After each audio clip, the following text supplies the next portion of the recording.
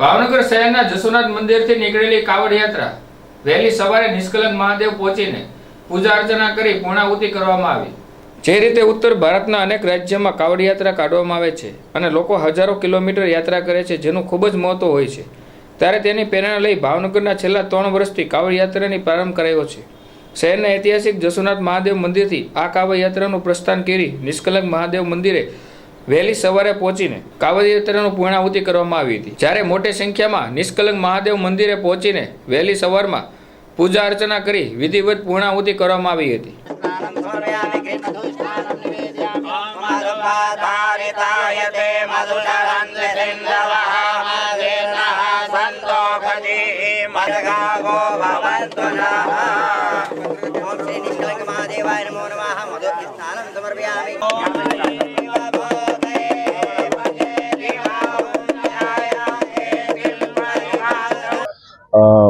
નિષ્કલંક કાવડ યાત્રાની ભવ્ય જે યાત્રા શુભારંભ થયો જસોનાથ મહાદેવ મંદિરથી અને આજ સવેરમાં વહેલાહાર શ્રાવણના સોમવારે આ નિષ્કલંક બાબાના સાનિધ્યમાં અમે પહોંચ્યા છીએ।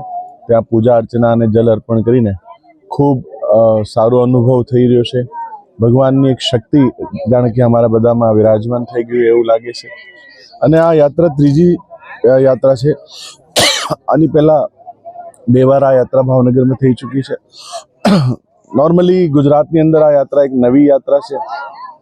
અત્યાર સુધી અધર સ્ટેટ્સમાં આ યાત્રા થતી હતી, પણ હવે ગુજરાતના ભાઈઓ બહેનો પણ આ યાત્રામાં જોડાઈ શકે।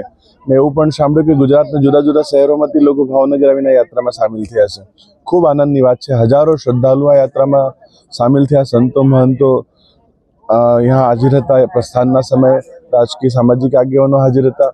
અને આ નિષ્કલંક કાવડ યાત્રા એક કાવડ યાત્રા કરવાથી અશ્વમેઘ યજ્ઞ જેટલું પુણ્ય પ્રાપ્ત થતું હોય છે। આપ જોઈ શકો છો કે આપણી પાછળ એક અદ્ભુત શિવજીનું મંદિર અહીંયા કહી શકીએ છીએ, શિવલિંગ અહીંયા કહી શકીએ છીએ, જે એક ખૂબ પ્રાચીન આપણા 5 પાંડવોના સમયથી આ શિવલિંગ સ્થાપિત છે। અને અહીંયા આવવાથી જ અને જલ ચડાવવાથી તમામ કલંકોથી આપણે મુક્ત થઈ જતા હોઈએ છીએ। એટલે જ એમનું નામ નિષ્કલંક મહાદેવ છે। હજારોની સંખ્યામાં લોકો અહીંયા આવ્યા અને કાવડ યાત્રા સમિતિ દ્વારા ખૂબ સારો બંદોબસ્ત, સેવા, જુદા જુદા હિન્દુ સંગઠનો મળીને આ કાર્યને સફળ બનાવ્યો છે। હું ફરીવાર આપના ચેનલના માધ્યમથી સૌ ભાઈઓ બહેનોને શુભેચ્છા પાઠવું છું આ શુભ કાવડ યાત્રાની।